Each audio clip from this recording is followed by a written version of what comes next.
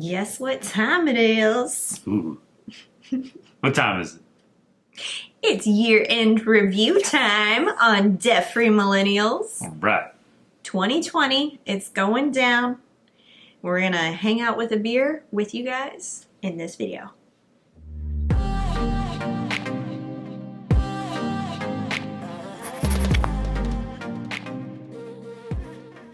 Hey, what's up guys? It's Justine with Debt Free Millennials, the channel to help you crush your debt and live payment free. This is my husband Kyle. Hello. And every year we go over our budget, our entire budget for the year. Yeah. We do this monthly on Beers and Budgeting if you haven't caught that yet.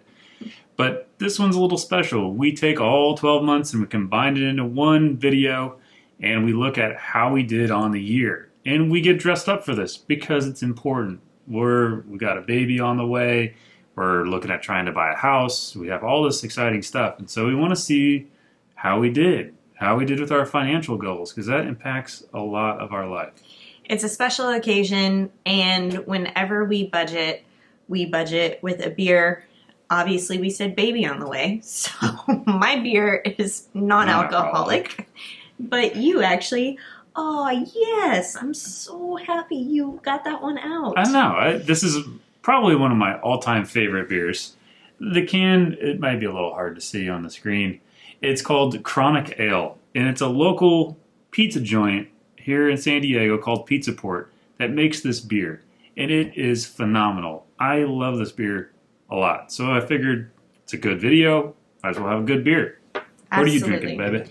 I am drinking a non-alcoholic beer that my dad, or did you pick this one up? I picked that one up. This is called Hellraiser Dark Amber. I think you and Dad may have picked this up when we were all together. But this is a non-alcoholic from WDWB Brewing. And we're going to see how she goes. Would you mind cracking this guy open for me? Not a problem, man. If you are new to the channel, please scroll down and hit that red subscribe button so that you won't ever miss one of our Beers and Budgeting episodes for one, and then also get awesome personal financial tips and content from this channel. Okay. You're more than welcome to drink a beer with us too if you like. Absolutely. Non-alcoholic is also welcome. All right. Cheers, babe. Cheers. It's so good. Mine tastes like a beer. That's... My little lip gloss is all over it. Shall we get into the numbers? Let's do it. I'm excited for this. Alrighty. We're going to start up at the top with our total monthly income, monthly savings, monthly expenses, and how that all added up for the year. Okay. So for the year, we brought in $134,000. That's take home. That right? is take home. Wow. That is after taxes and all of our pre-tax paycheck contributions, which we will cover in this video. I will caveat this video as well with the note that there is a margin of error here because there was a month where it appeared that we went over budget. And now obviously money carries over from year to year. Oh, okay. And so you're going to see that we were negative, like a net negative $624 up at the top. But that is kind of my margin of error. So this budget is by no means perfect or close. It's not close to zero here, but I think that's okay, knowing that that money rolls over. It's good enough for us. I mean, yeah. I'm not worried about it. I'm not perfect. So we saved a total of $62,914. Yeah. And we spent $72,000. Yeah. Isn't that nuts? That's crazy. We spent $72,000 this year. Yeah. So 54% was towards expenses and then 47% towards savings. Wow. Well, my first thought is, wow, $72,000. Man, we could live out of a car and save $72,000 a year. This will be great. Yeah. Okay. I mean, that's as close as it's going to get. It's not obviously adding up to 100% because there's that slight difference here. Yeah. But I'm not worried about it. you get it. Should we cover pre-tax paycheck contributions first? Let's do it. Okay. Let's scroll over here. Ooh, a chart. All right. So there's a chart with this. But we decided to start tracking our pre-tax paycheck contributions because we both thought it was important to see how much of Kyle's paycheck actually went towards different insurances, retirement, and then also I'm self-employed, so I wanted to see how much of what I brought in revenue-wise was going towards different taxes. So you're going to see that all here. By the way, this is all in the Budget Toolkit template, so you can download this exact same template that we're using for free using the link in the description box below if you want to check that out for yourself. Otherwise, this is how much we spent in all these different categories. And I find it crazy that something like dental insurance is almost $1,000 for us. And yet, like, I really get just 2 cleanings a year. And that's it. We need to fix that. It just seems ungodly high. Yeah, I'm like, how much is it cleaning if you just go in and pay cash? Exactly. Like, is it $50? If I hand you a $50 bill, will you clean my teeth? Yeah. Like, even if it was $150. Because what? yeah, That's $300. So even if we did 2 cleanings per person per year, that's $600. That's still less than. wow. The only thing you're chancing there is like if you Crack a tooth. Or, crack a tooth, need a filling. yeah. But even fillings. Anyway, I can go on. Yeah. Health insurance, though, this actually I thought was amazing. We only spent $5,000 on health insurance. So Oh, that's the HSA. no. Well, yes. Okay. I was reading that's health insurance. No, it's the health savings account. Yeah. The health savings account up at the top is what we've put towards our own money. And then the health insurance, this is what we pay for to just be covered. Okay. So health insurance plus the health savings account. So a question real quick. Mm-hmm. The health savings account, the limit was $7,000, $7,100 last year. Yeah. And we put in $7,100 roughly dollars. So that has some money taken out of it? No, because we didn't really calculate this correctly until we found out how those HSA contributions from your employer also counts towards the limit. Okay. Yeah, that wasn't very straightforward by my employer. No. On one of the oddities, most people use, was it the FSA? Yeah, the flexible spending account. Yeah, like almost all my coworkers use the FSA. For me, HSAs are the better option. FSAs might work short term, but if you're thinking about long term insurance, and I'm talking about 30 years of health insurance, you can take an HSA and invest it and let it grow like a regular investment. And then you can use it after you retire. Yes. So, anyways, sorry for that tangent. Yeah, I just thought it was really interesting that for 2 healthy adults per month, it's $400 to have our health insurance. This is a high deductible health plan. Your employer, I was looking through your pay stub, your employer actually covers a bulk of this expense, Yeah. which is amazing. Yep. Retirement, now we contribute pre-tax money of more than $5,000 per month towards our retirement. And I included a note here that says this also includes what the employer contributes. So this is money that you've contributed and then what also your employer contributes and then also what I do with my own retirement contributions. Wow. Does that make sense? So that's just not you. That also includes your employer's contribution because Yeah. that's money that goes Yeah. towards our retirement. Absolutely. So, I'm just blown away. $5,000 a month towards retirement. yeah. Yeah. big. So a TSP, savings, a pension, a Roth IRA, and then the debt-free millennials SEP IRA that I contribute to. So the Roth IRA that you have listed there, is that the one that's through my employer? Yeah. Okay. That's yours. Because the Roth IRA that I have is after-tax contribution. I guess that's what I don't understand, because Roth IRAs are made with after-tax money. Yeah. So I don't know how your guys' Roth is set up, because that's with your deductions, right? Yeah, I need Or that's after tax. I don't know. It all adds up to over close to $59,000 towards our retirement in the year. Ah. Dude, cheers to that. That's freaking sweet. Mm-hmm. What's not sweet is all the taxes. So from this chart, I mean, you can see the chart. Almost 50% of our pre-tax paycheck contributions was going towards retirement. The rest of this pie is basically tax. Okay? We've got what you contribute towards federal and California state tax and Medicare, and then what I contribute towards federal and state tax. So that's all of this. And then this little slice here is insurance. Wow. Okay. Now you know. Now you know.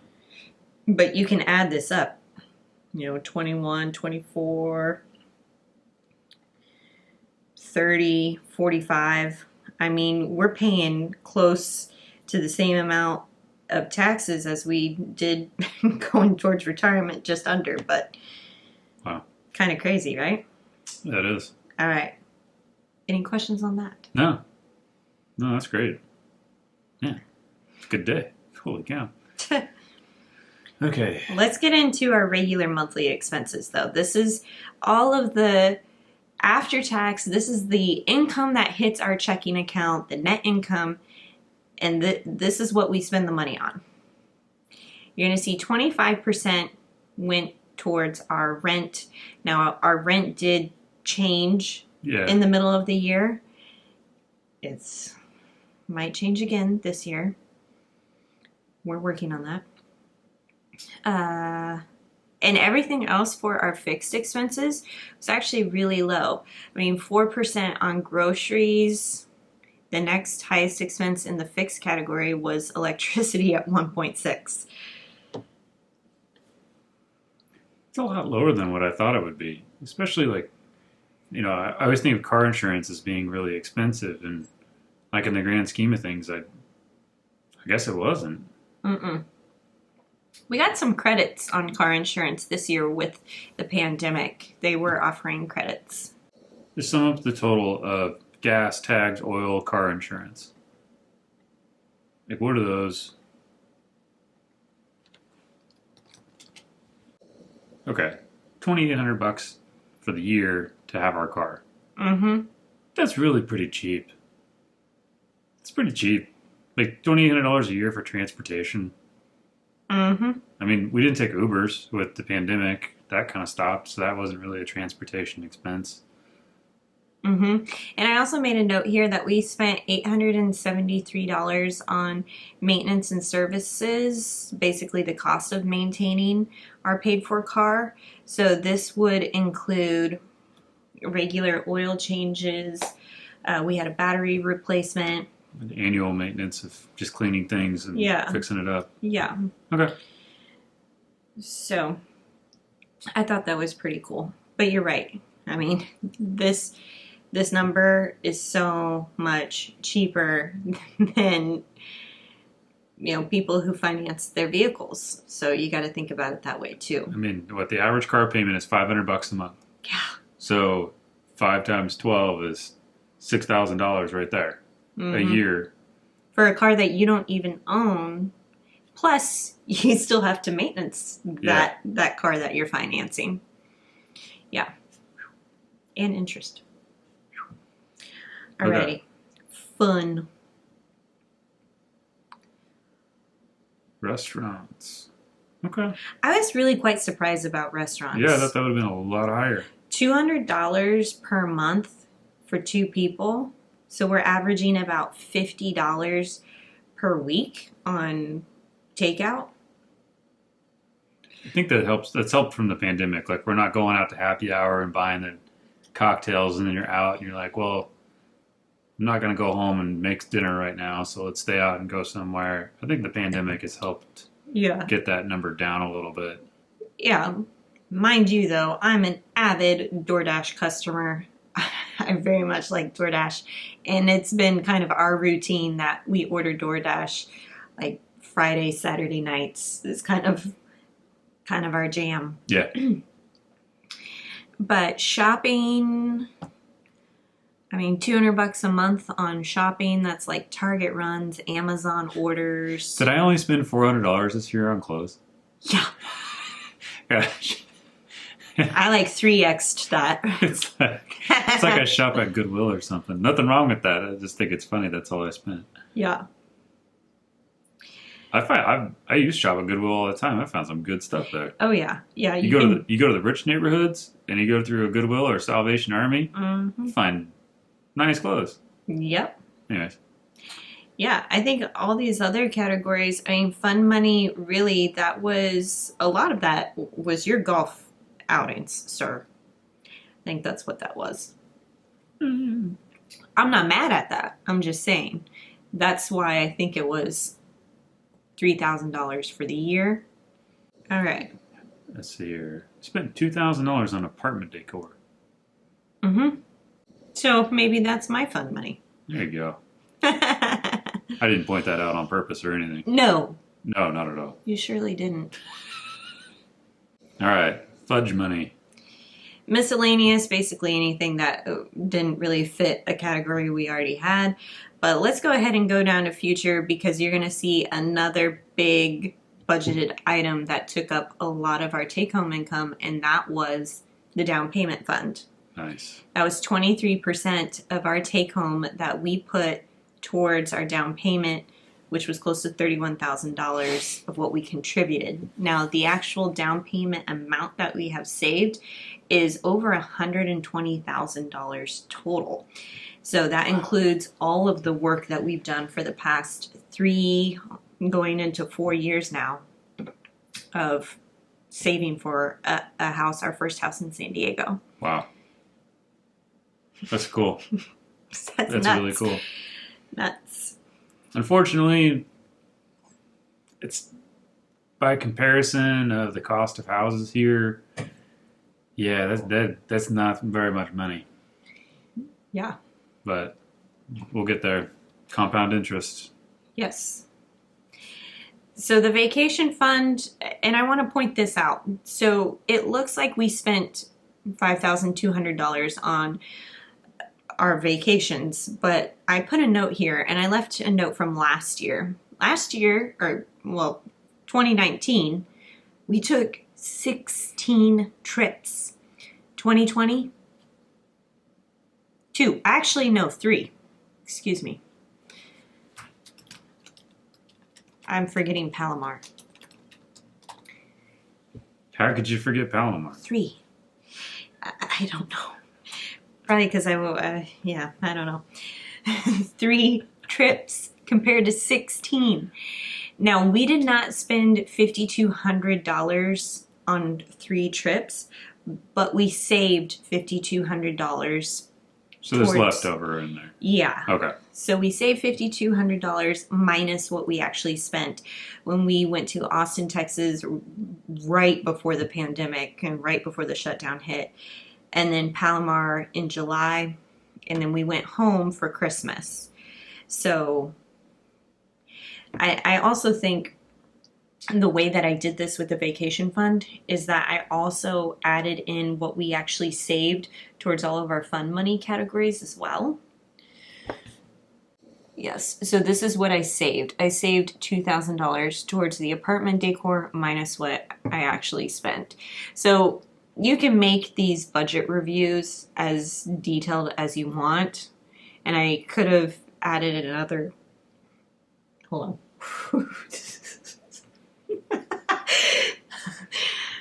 Let me try that again.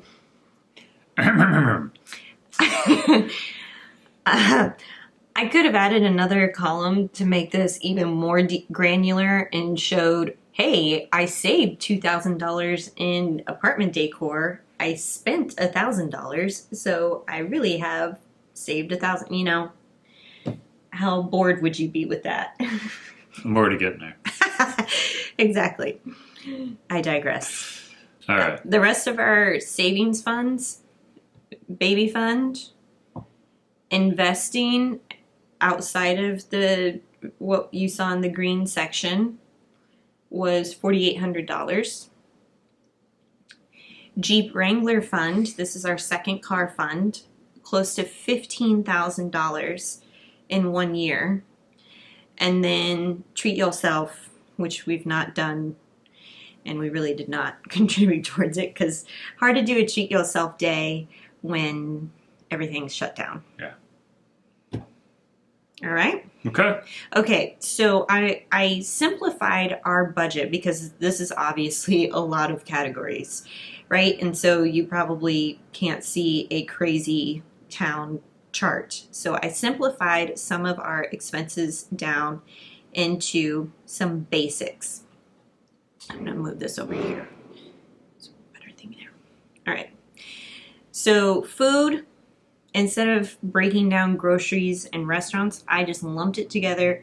This is how much we spent in food, alcohol, and then also toiletries because we do buy those things at grocery stores and Costco. So if I hover over this, you can see the big pieces of the pie was rent and down payment, which both of them have to do with housing. So you're going to see literally like 50% of our take home went towards housing, current housing and future housing. Isn't that nuts? The thing to think about is that if we keep up with the same savings rate, that means that we can put, 30,000 plus 33,000, 63,000 more than that because there's change in there. So it's like 65,000 a year that we could put towards housing. Yeah. So that we could put towards owning a home. And I don't know. I always have a cow with how expensive rent is. $33,000 in somebody else's pocket this year just makes me a little crazy. And then the bastards want to try and raise the rent on us again right now during a pandemic. And I about lost my the other day when they sent us the email. But anyways, it's something I really want to get into a house, but the houses are so expensive right now, and it's maddening. And I'm sure it's maddening wherever you're at too if you're in the same situation as us. Mm-hmm. But I'm also really proud of us for having such high rent and then still putting that much money towards owning a home, because I think that's what we really want in life. As far as like our next steps, we got the baby on the way, which we're real excited about, and trying to visualize when we're looking at houses of like, okay, where's this kid gonna play in the backyard? Oh wait, there isn't a backyard. Thinking about those kinds of things. And so it's cool that we did that. And I'm very proud of us for doing that. Yeah, me too. It's cool to see. I guess it is kind of surprising. I knew we were putting a lot towards the down payment, but I did not realize 50%. And then to know that we are living off of 50% of our income, actually even less than that, because all of these funds here, this is all savings, right? Yeah. We're either saving for purchases, so we're not spending it on monthly expenses, or we're investing it for our future. So this whole portion is savings. And here's where we're actually spending. You got rent here. Yeah, I said that wrong. This portion is what we're actually living off of. This portion, saving. So just by estimating the chart, like 55% of the money we bring in goes towards living. And then 45% goes towards savings of some type, form, shape, whatever, right? Yeah. Because that's what... Okay. Memory card was full. We got it figured out. But yes, 45% towards savings, 55% towards the spending. Cool. That's it. Good night. All right, see you later. Probably the only other category on this that gives me a little bit of heartache is the Jeep Wrangler fund. I wish we would have started saving that for that a lot longer ago. But I don't know. It makes me think that the second that we actually go buy the second car, we should just have a category of Replacement car. Yeah, replacement car, and just put $300 a month in it, and Yeah. call it a day. And then once it gets to 30K or 35K, we stop and we can take that $300 and put it towards something else. And that's something else that you're touching on, is that we are looking at cars that are nice. I mean, these are not. Yeah. We could get an $8,000 car and we'd be done with the thing. Yeah, we could. But the beauty of being debt free is that you get to save and spend your money the way that you want to, because you have no payments. So we are making this choice to spend that amount of money on a vehicle that we really love, and that's going to last us for a long time, because we do buy cars to drive for 10 plus years if we can. That's what we did with, I was still driving the same car that I had in high school right before we moved to San Diego. That was 5 years ago. And you had drove your Jeep for 9 years? 8, 9 years, yeah. 9, almost 10. And I drove mine for like 12. So that's what we do. That's what we're going to do with this car. That's what we are doing with the Subaru. So there you go. I don't think there's really any major surprises. I mean, I would love for our investing category to get bigger, but right now I think we've got some short to midterm goals that we're really pushing, because I think once we get that down payment built up and we get into our first home and the car, I think we can bolster the investing account even more. I don't know. Yeah. Well, we could still do that now. Let's just keep going on the path that we're going on, is what I would say. Okay. I'm really proud of us. Thanks, babe. I'm proud of us too. I'm really glad that we're doing this together, and that we've made these choices together. Me too. I'm curious to see what'll happen next year with the baby, and how the expenses will change. And right now that baby category was only like 2.5%. That's not going to be the same next year. No, because health insurance is going to go up. All of it's going to go up. Yeah. In Food. flames. So. Yes. Anyways, if there's questions you guys have, drop them in the comments below. We'll clarify anything. Maybe you saw a math error.